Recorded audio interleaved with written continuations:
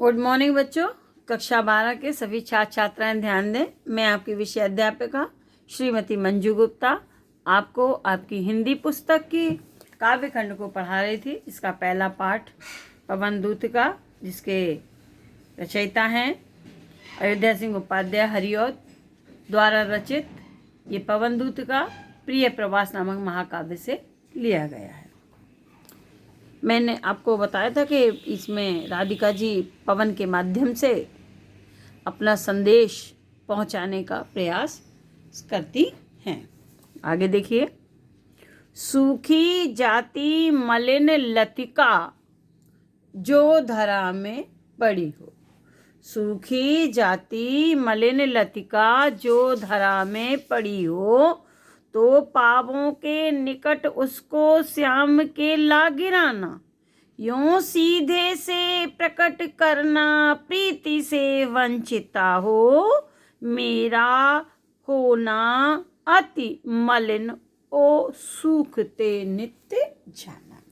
राधिका जी पवन से कहती हैं, हे पवन, जहाँ पर भगवान कृष्ण हो, वहीं पर यदि कोई सूखी जाती हुई, सूखती हुई सी, मलिन माने मुरझाई हुई लतिका, लता धरा में पड़ी हो, यदि वहां पर कोई सूखी सी मुरझाई हुई सी लता धरती पर पड़ी हुई हो, तो हे पवन, तो पावों के निकट ला उसको श्याम के ले गिराना। तो पावों के निकट उसको श्याम के ला गिराना, तो उसी लता को तो भगवान कृष्ण के पैरों के नीचे लाकर गिरा देना। राधिका जी कहती हैं, जहाँ भगवान कृष्ण हो, वहीं धरती पर कोई मुरझाई हुई सी लता पड़ी हो, तो हे पवन, उसी को अपने बेग से ला करके श्याम के पास जा करके गिरा देना। यों देना यों सीधे से प्रकट करना, प्रीति से वंचिता हो। मेरा होना अति मलिन ओ सूखते नित्य जाना। हे पवन, और ये बताना कि जैसे वृक्ष से अलग होकर लता धरती में पड़ी हुई सूख रही है, उसी प्रकार से आपके प्रेम से, प्रीति माने प्रेम से, वंचित हुई माने अलग हुई, वंचित हुई मैं राधिका भी अति मलिन सूखते नित्य जाना। आपके वियोग में अत्यधिक मुरझाई हुई नित्य सूखती जा रही है। जैसे वृक्ष से अलग होकर लता मुरझाई हुई, मलिन हुई धरती पर पड़ी हुई है, उसी प्रकार से हे कृष्ण, आपके प्रेम से वंचित होकर राधिका भी अत्यधिक मलिन, मुरझाई हुई सी और नित्य आपके वियोग में दुखी होकर सूखती जा रही है। आगे ये अंडरलाइन है, ये इसको देखिएगा। कोई पत्ता नवल तरु का पीत जो हो रहा हो, तो प्यारे के द्रग युगल के सामने ला उसी को। धीरे धीरे सबल रखना ओ उन्हें यों बताना, पीला होना प्रबल दुख से पोषिता सा हमारा। राधिका जी पवन से कहती हैं, हे पवन, जहाँ पर कृष्ण हो, वहाँ कोई नवल तरु, तरु माने वृक्ष, कोई नवीन वृक्ष हो और उसका पत्ता पीला हो रहा हो। कोई पत्ता नवल तरु का पीत जो हो रहा हो, कोई वृक्ष का नवीन पत्ता यदि पीला हो रहा हो, तो प्यारे के द्रग युगल के सामने ला उसी को।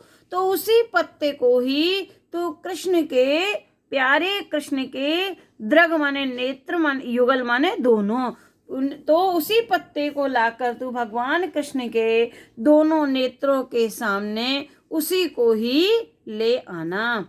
धीरे धीरे सबल रखना, धीरे धीरे उस पत्ते को संभाल कर भगवान कृष्ण के पास रखना। ओ उन्हें यो बताना, और उन्हें ये बताने का प्रयास करना कि पीला होना प्रबल दुख से पोषिता सा हमारा, कि आपके वियोग में मैं आपके वियोग से प्रबल दुखी, आपके प्रबल वियोग में दुखी राधिका भी पीली इसी तरह से पीलेपन से पोषित हो रही है।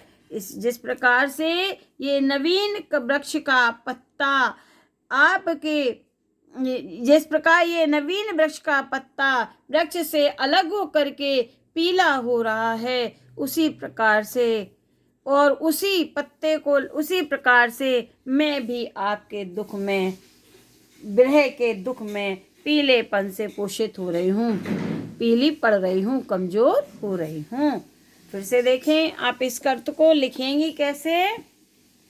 राधिका जी पवन से कहती हैं, हे पवन, कोई नवीन वृक्ष का पत्ता यदि पीला पड़ रहा हो तो उसी पत्ते को भगवान कृष्ण के दोनों नेत्रों के आगे ला करके उसी को ही ले आना और उस पत्ते को धीरे धीरे संभाल कर भगवान कृष्ण के सामने रख देना और इस प्रकार से बताना कि उसी प्रकार से मैं राधिका भी मैं राधिका भी आपके प्रबल दुख से पीली पड़ रही हूँ, ये बताने का प्रयास करना। ठीक है बच्चों, अब इससे कुछ प्रश्न हैं जो मैं आपसे पूछ रही हूँ, वो आप लिखेंगे। ठीक है, व्याख्या आप लिख लेंगे। फिर से एक बार बता देती हूँ कि राधिका जी पवन से कहती हैं, पवन, कोई नवीन वृक्ष का पत्ता यदि पीला पड़ रहा हो तो उसी को प्यारे कृष्ण के दोनों नेत्रों के सामने ले आना और धीरे धीरे संभाल कर उन्हें यह बताने का प्रयास करना कि इसी पत्ते की तरह आपके वियोग में, प्रबल वियोग में दुखी राधिका पीली पड़ रही है, मुरझा रही है, पीलेपन से पोषित हो रही है। प्रश्न देखिए, यहीं तक पढ़ा रही हूँ, आगे प्रश्न देखिए। पद्यांश के पाठ और कवि का नाम लिखिए। रेखांकित अंश की व्याख्या कीजिए, आप कर लेंगे। यूं सीधे से प्रकट करना प्रीति से वंचिता हो, इस पंक्ति का भाव स्पष्ट कीजिए। इस पंक्ति का अर्थ लिखना है कि क्या बताना है कि ये इस प्रकार से ये सीधे से प्रकट करके बताना कि मैं भी इसी लता के समान आपके वियोग में दुखी हो रही हूँ। सीधे सीधे से बता देना कि आप जैसे ये वृक्ष से लता वंचित होकर सूख रही है, उसी प्रकार से आपके प्रेम से वंचित होकर मैं भी मुरझा रही हूँ। किसी सूखी हुई लता के संदर्भ में राधिका जी पवन से क्या कहती हैं? किसी सूखी हुई लता के संदर्भ में राधिका जी पवन से कहती हैं कि उसी को लाकर गिरा देना, ये दर्शाना कि आपके प्रेम से वंचित होकर इसी लता के समान मैं भी नित्य सूखती जा रही हूँ। अगला प्रश्न है,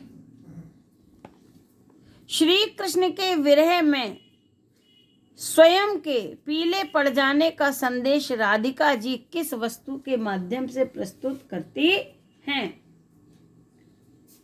उत्तर लिखेंगी। श्री कृष्ण के विरह में स्वयं के पीले पड़ जाने का संदेश राधिका जी किसी नई लता के पीले पड़े हुए, नए वृक्ष के पीले पड़े हुए पत्ते के माध्यम से देना चाहती हैं।